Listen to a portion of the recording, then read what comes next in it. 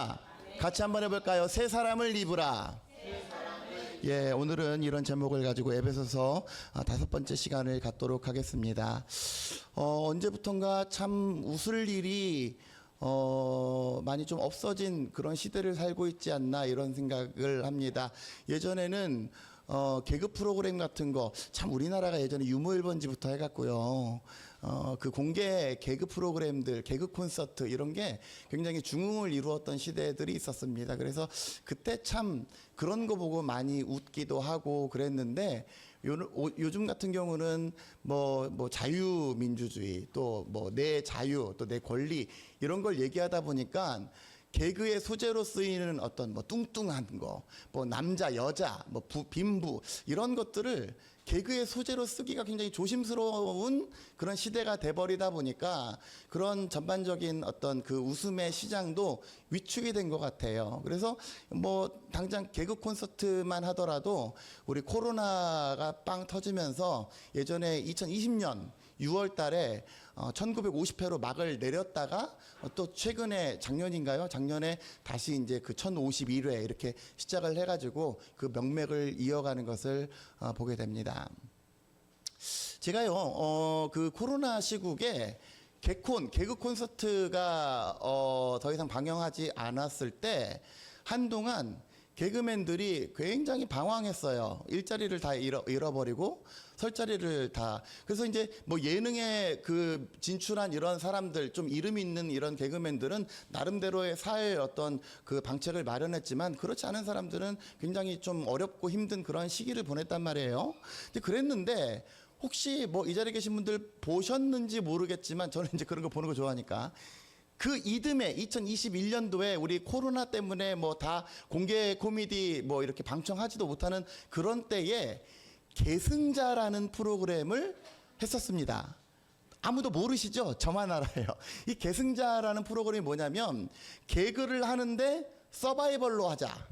그래가지고 개그 팀을 짜가지고 처음에 예선해가지고 거기서 방청객 혹은 뭐 시청자 뭐 그 ARS 이런 걸로 호응을 얻는 팀이 그 다음 올라가서 마지막에 최종 우승한 팀이 상금 1억 원을 갖는 어떤 그런 프로그램이 한 4개월인가에 걸쳐서 이렇게 프로젝트로 진행이 되었던 것을 제가 기억을 합니다. 그때 이제 팀장들만 정해졌고요. 그 팀원들을 모집하는 과정에서 이 모집하는 어떤 그런 과정들을 이렇게 방송으로 보여줬단 말이에요. 그래서 그냥 개그에 손 놓고 일상생활로 돌아간 그런 사람들한테 다시 찾아가 가지고 우리 개그 짜서 다시 한번 해보자 라고 했을 때에 그들이 막 눈물을 흘리는 거예요. 왜? 그들의 생활의 터전이었던 어떤 개그 프로그램이 없어져 가지고 자기들이 그동안 얼마나 막 절치부심하면서 야, 내게 기회만 주어진다면 다시 한번 우리에게 웃길 수 있는 기회만 주어진다면 내가 정말로 잘할 수 있는데 하면서 그동안의 그런 시간들을 버텨온 거죠. 그래가지고 그런 사람들이 모여가지고 이렇게 저렇게 팀을 짰어요. 그런데 팀을 짜가지고 막상 개그를 했는데 정말로 어떤 사람은 예전에 그런 스타일들 다 버리고 진짜 재밌게 짠 사람들도 물론 있었습니다. 그런데 정말 와, 내게 기회만 주어진다면 나는 진짜 잘할 수 있는데, 내게 다시 한번 찬스만 주어진다면 난 진짜 잘 웃길 수 있는데 라고 그렇게 사전 인터뷰하고 했던 사람들이 실제로 판 깔아놓으니까 예전에 하던 거 그대로 하는 거예요. 따라와, 그거가 아닌가? 뭐 뭐죠? 하지 마. 뭐 이런 거를 그저 예전에 그냥 뭐 자기 이름값, 자기 유행어 이런 거 가지고 밀었던 거를 재탕삼탕하는 그러한 모습들을 보면서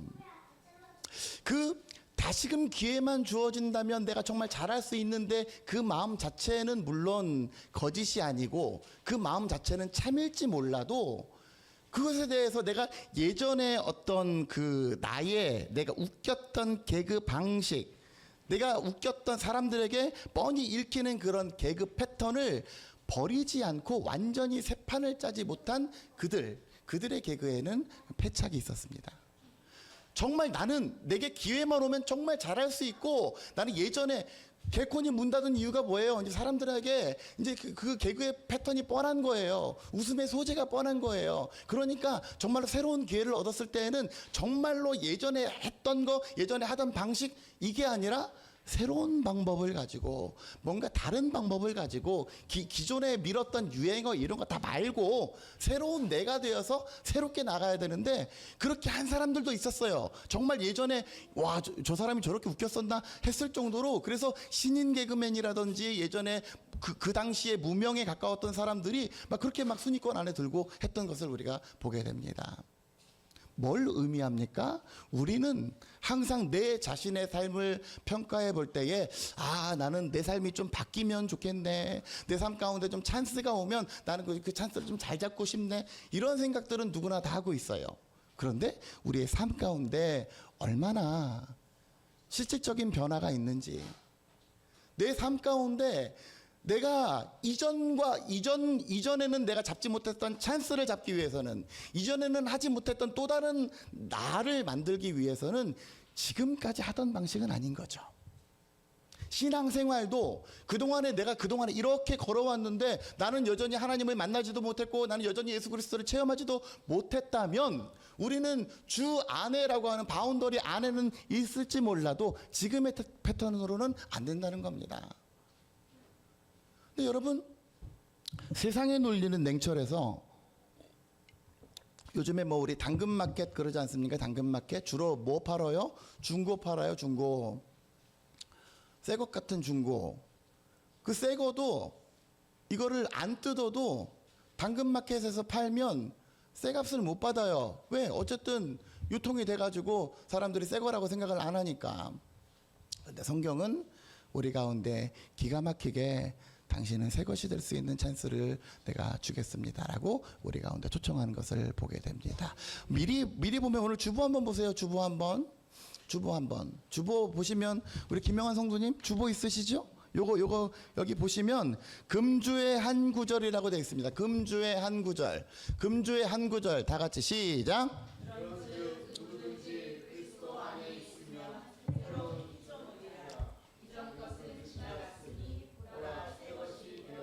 이게 할렐루야 아닙니까?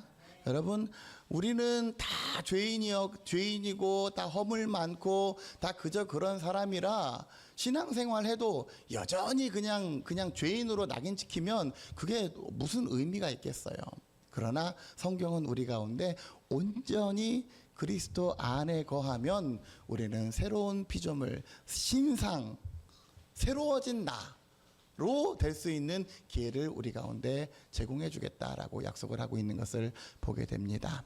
마음만 있고, 마음은 나 진짜 내게 내 삶 가운데 기회가 오면 잘할 수 있는데, 나 진짜 예전에 그런 나의 모습은 버려버리고 나는 그냥 새로운 모습으로 잘할 수 있는데, 마음만 있고 우리의 삶 가운데 실질적인 변화가 없는 우리들의 모습이라면, 특별히 내 의지로 변화되지 않는 나의 삶이라면, 이 시간에 나를 사랑하신 하나님, 나를 사랑하시기에 십자가를 지신 그 예수 그리스도의 은혜로 말미암아 온전히 새로운 피조물로 거듭나는데 초청받는 저와 여러분들 되어주시기를 주의 이름으로 간절히 축원합니다. 오늘 에베소서 4장 17절부터 32절까지의 말씀을 통해서 우리 가운데 새로운 피조물이라, 이전 것은 지나갔으니, 이전 것은 다 리셋, 지나갔어, 생각 안 할게. 지금 현재의 당신이 중요하지, 과거에 허물 많고 죄 많고 과거에 게으르고 과거에 그냥 세상과 짝가했던 네 모습은 중요하지 않다라고 선언한 그 말씀에 비추어서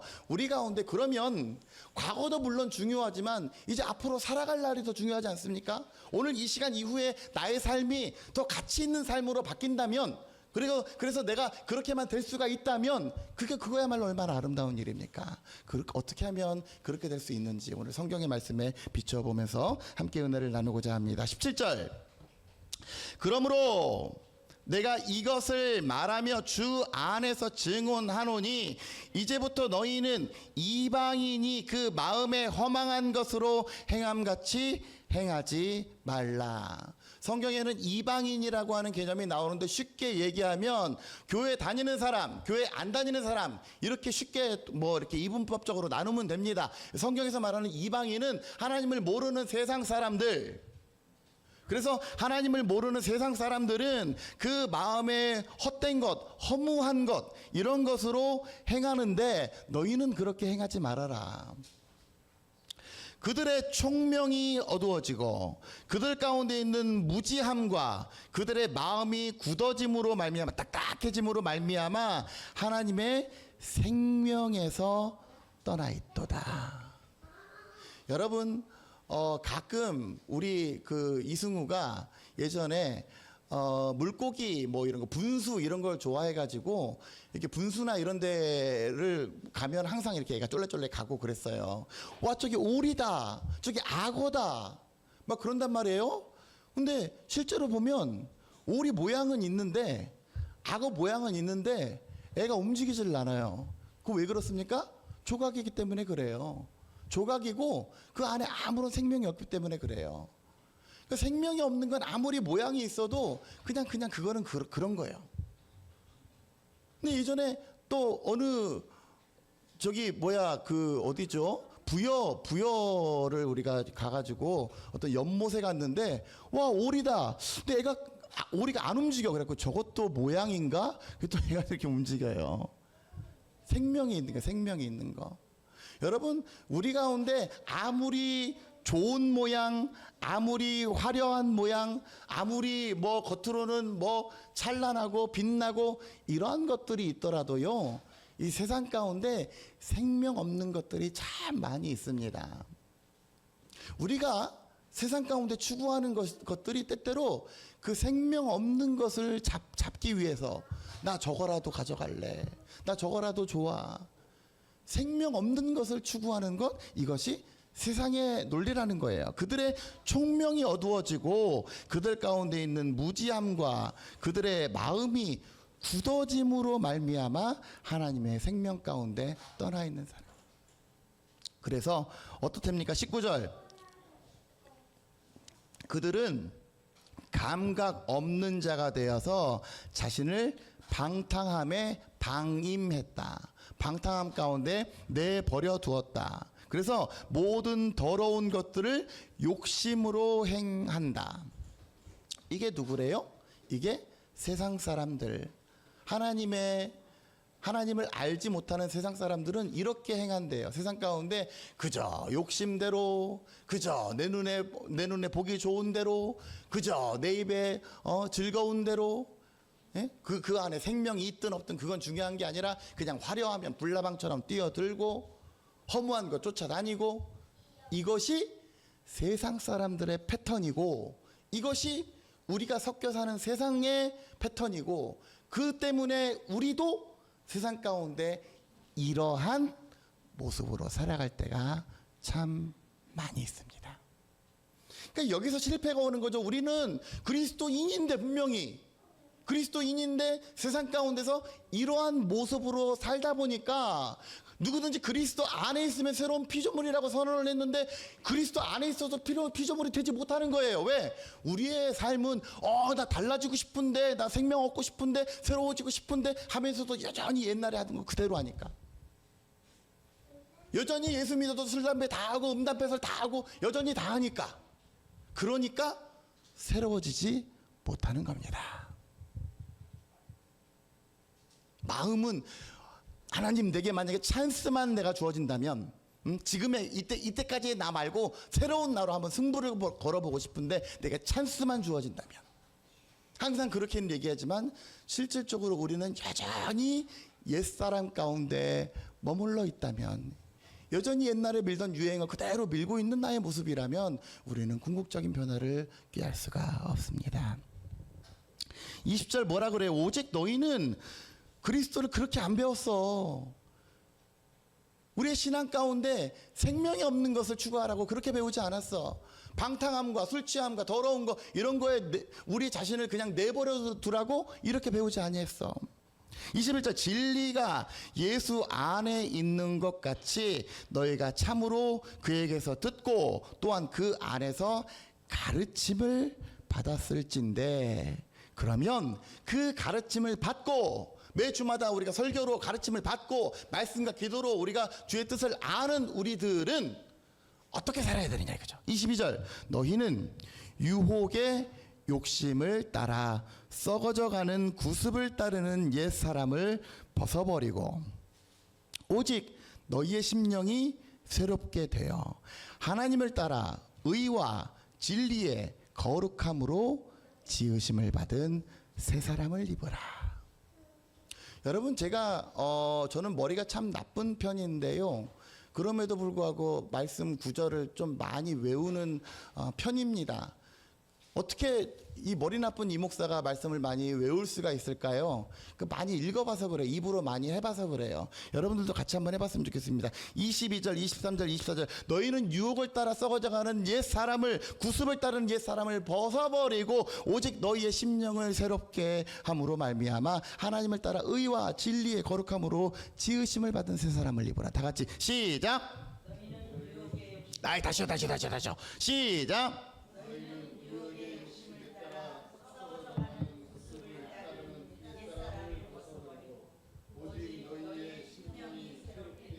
하나님을 따라 진리의, 아멘입니까? 오늘 다 배우세요. 오늘 너희는 유혹의 욕심을 따라 살면, 이건 어떤 사람이래요? 썩어져가는, 이 땅 가운데 별 의미 없이 썩어지고 깨지고 아무런 의미 없이 사라져버리는 것, 이것이 유혹의 욕심을 따라 사는 사람인데, 이것은 어떤 삶? 구습. 여러분, 우리들의 삶 가운데 이것이 나의 구습입니다라고 선포하는 저와 여러분 되시기를 주의 이름으로 축원합니다. 옛날에 나는 그렇게 살았을지도 몰라요. 옛날에는 세상 것 추구하면서 세상의 쾌락, 세상의 음란, 세상의 향락 이런 거 추구하고 살았을지도 몰라요. 오케이, 좋아요. 그것은 나의 구습입니다라고 선언하는 저와 여러분 되시기를 주의 이름으로 간절히 축원합니다. 그 옛사람을 어떻게 버리래요? 벗어버리래. 과감하게 오직 너희의 심령이 새롭게 되어 하나님을 따라 의와 진리의 거룩함으로 지으심을 받은 새 사람을 입어라. 새 사람을 입기 위한 전제 조건이 있죠. 너희의 심령이 새롭게 되는 것. 심령, 마음, 나의 정신, 마음, 내 속사람, 이것이 새롭게 되는 것이 중요합니다. 여러분, 왜 그렇습니까? 우리 지난번에 빌립보서 얘기했지만 아무것도 염려하지 말고 다만 모든 일에 기도와 간구로 너희 구할 것을 감사함으로 하나님께 아뢰면 하나님 뭘 지켜주신다 그랬어요? 그리하면 모든 지각에 뛰어난 하나님의 평강이 그리스도 예수 안에서 너희의 뭐를? 마음. 그렇지. 야, 선이 너 이따가 간식 하나 더 먹어. 마음과 생각을 지키시리라. 생각을. 이 마음과 생각을 지키시리라. 사람이요, 마음이 그렇게 중요해요. 사람이 생각이 참 중요해요. 왜 그렇습니까? 모든 지킬 만한 것 중에 더욱 내 마음을 지키라. 그 이유가 뭐예요? 생명의 근원이 여기에서 나기 때문에 그렇습니다. 내 마음을 변화시키면, 내 마음을 고쳐먹으면, 내 마음을 십자가 붙잡고 새롭게, 이제 나는 새로운 내가 될 것이다라고 선언하고 나아가야, 그래야 변화의 시작이 있는 거예요. 지금 이 설교를 듣는 여러분 가운데서도 아이고 너는 얘기해라, 나는 그냥 그대로 살란다, 내 마음을 바꾸지 않으면 여전히 나는 그 습관이 구습이 아니라 지금도 현재 진행 중인 습관이 돼버리는 겁니다. 바라기는 저와 여러분들, 우리 가운데 함께 하시는 그 예수님, 내가 소개받은 예수님, 내가 말씀 가운데 발견하는 그 예수님을 제발 인격적으로 만나셔서 첫 번째 해야 될 것, 내 마음을 새롭게 함으로 변화를 받으시기를 주의 이름으로 간절히 축원합니다. 너희는 이 세대를 본받지 말고 오직 마음을 새롭게 함으로 변화를 받아 하나님의 선하시고 기뻐하시고 온전하신 뜻이 무엇인지 분별하도록 하라 라고 말씀하신 것이 바울이 로마서를 통해서 이 성도들 가운데 하시는 이 말씀입니다. 그 마음을 새롭게 했을 때에 어떻게 됩니까? 새 사람을 입는데요. 새 사람. 그러면 새 사람의 정체는 뭐요? 어떤 세 사람? 거기에 수식어가 있죠. 하나님을 따라 뭐와? 의와 진리에 뭘로? 거룩함으로 지으심을 받은 세 사람.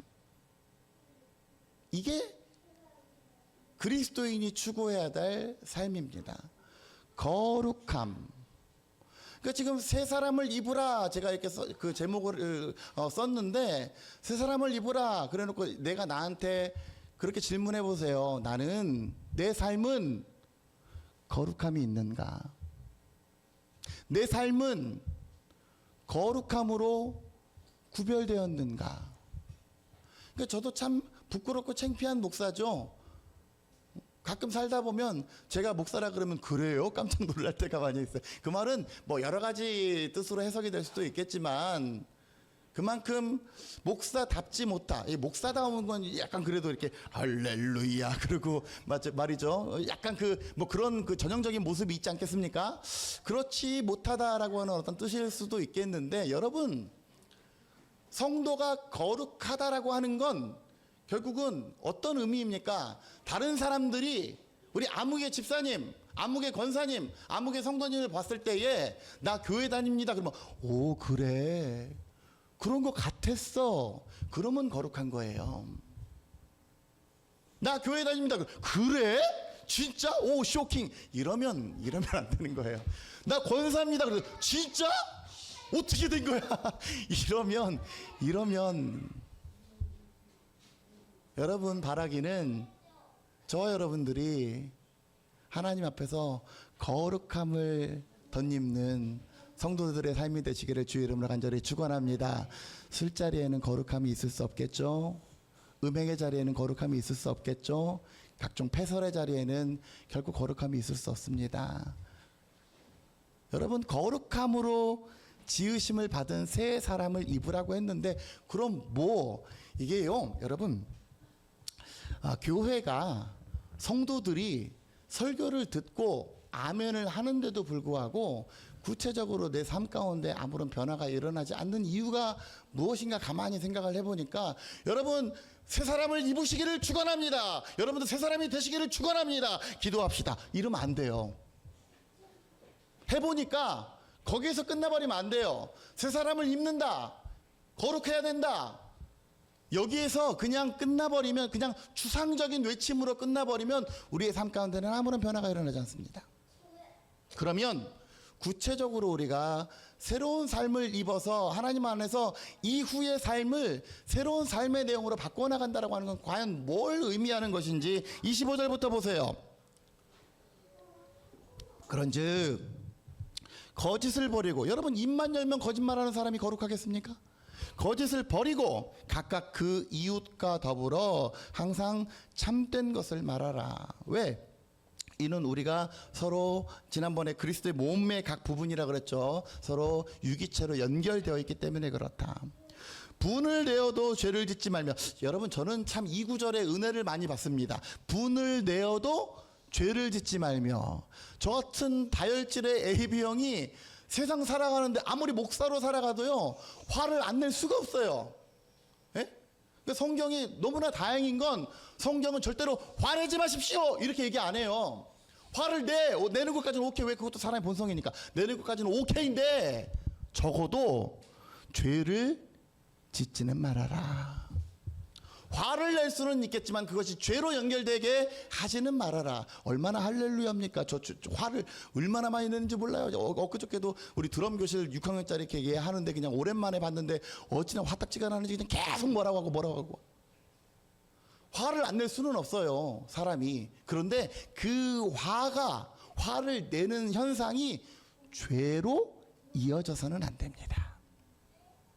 죄를 짓지 말며 해가 지도록 분을 품지 말아라. 다음날까지 막 삐져가지고 막, 저도 가끔 그래요. 그 다음날까지 막 그거 하지 말라는 걸.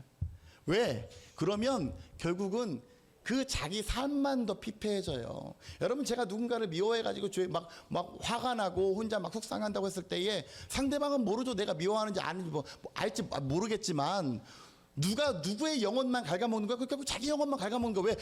막 자다가도 씩씩씩. 그 사람은 잘 자고 있는데. 예? 그 사람은 일상생활 잘하고 있는데 생각만 하면 막 열받는 거야. 억울한 거야. 그 다음 날도 막 묵상하면 막 화딱지가 나는 거야. 누구만 손해예요? 자기만 손해. 자기 삶만 피폐해지는 거예요. 그래서 화를 내는 것 오케이. 근데 그게 죄가 되게 하지는 말고 엔간하면 해가 지기 전에는 다 해결해라. 그 이유가 있습니다. 27절 마귀에게 틈을 주지 말아라.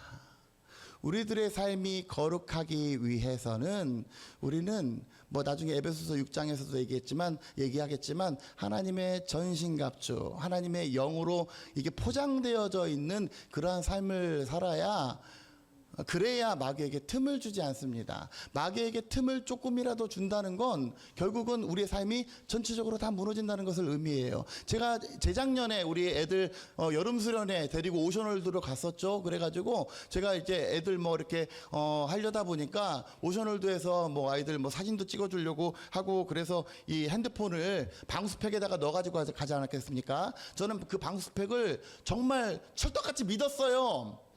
근데 그거를 어디서 산 거냐면 싸구려를 산 거예요. 싸구려 막 몇천 원 한다 그러길래 그 싸구려를 사가지고 철석같이 믿고 갔더니 핸드폰을 켰더니 핸드폰이 안 돼. 그 이유가 뭐냐면 그 방수팩이 새가지고 거기에 물이 들어갔는데 해필 제 핸드폰도 약간 그 깨져가지고 틈이 난 그 부분에서 물이 들어가가지고 다 망가져 버린 거예요. 원래는 방수가 되는 건데. 여러분 그런 겁니다. 조금의 틈, 그 눈에 육안으로 보기에는 잘 안 보이는 그 틈에 물은 막 셀 수 없이 들어가는 거예요. 그래서 그 작은 틈 때문에 전체 기계가 망가지는 일들이 발생하는 거예요. 그래서 베드로전서에는 뭐라고 합니까? 근신하라, 깨어라. 저 마귀는 우는 사자처럼 두루 다니며 삼킬 자를 찾아 헤매고 있다. 지금 이 순간에도. 여러분 우리 지난주에 무슨 일이 있었습니까? 지난 주일에 여기 앉아 계신 분 한 분 계셨잖아요. 뭐 다 후에 제가 말씀을 드렸지만 제가 지난주에 무슨 설교했어요? 여러분 우리 가운데 넘어뜨리고자 하는 그러한 신천지, 이단 그런 것들이 우리를 항상 넘어뜨리려고 하니까 여러분 조심하시기 바랍니다. 그러지 않았습니까? 근데 그분이 담대하게도요. 제가 그랬어요. 지난주에 어떤 종이 같은 거 보면 글씨가 빼곡하게 되어 있는 그 이단 문건 이런 것들도 가끔 제가 편지로 우편으로 받아본다 그러지 않았습니까? 근데 그분이 뭐 하는 분이냐면 그걸 저한테 직접 전달을 해주러 오신 분이에요. 그날 이단이 너무나 담대한 마음으로 저기 온 거예요. 제가 지금 창립 이제 12주년, 만 12주년을 맞이하는데 그런 일이 처음이에요. 야, 우편으로는 받아봤는데 담대한 주의 사자가 와가지고 제가 기록한 이 책도 있습니다. 그러면 자기 저서랑 이 막 이상한 거 보면 신나는 거 있어요. 그걸 주로 직접 온 거예요, 직접. 여러분, 우리는 아무 일도 없다, 안전하다, 평안하다 하지만 언제든지 틈바구니를 비집고 들어와서 이 모양 저 모양으로 우리를 막 넘어뜨리고자 합니다. 그게 마귀의 계계예요. 그러기에 사랑하는 성도 여러분, 우리의 말과 행실에 있어서 결코 틈을 주지 말고, 결코 음란한 데 거하지 마시고, 결코 세속적인 데 거하지 마시고, 결코 하나님이 싫어하시는 일 가운데 거하지 마시고, 온전한 하나님의 사람으로 거룩함을 유지하며 나아가는 저와 여러분들 되시기를 주의 이름으로 간절히 축원합니다. 뒤에 보면 30절에 하나님의 성령을 근심하게 하지 말라. 우리의 심령이 성령으로 인치심을 받은 사람, 성령과 동행하는 그러한 삶을 살아갈진데, 우리의 삶의 현장 가운데 내가 세상 가운데 거하는 나의 모습, 세속적인 나의 모습, 이런 것들을 보면서 하나님의 성령이 얼마나 우리를 안타까워하겠습니까? 여러분 가끔 관찰 예능 같은 거 보면 그렇죠. CCTV로 그 사람이 어떻게 하나 보자 이렇게 딱 보고 있는데 이상한 행동하면 저렇게 하면 안 되는데, 저렇게 하면 안 되는데. 우리를 감싸고 계신 성령님이 우리를 하나님의 사람으로 인도하기를 원하는데, 우리의 구습, 우리의 세속적인 마음, 우리의 버리지 못하는 여전한 삶의 자세가 우리로 하여금 아이고 저러면 안 되는데 이러한 삶을 살지 않도록 온전히 우리와 함께 동행하시는 그 하나님을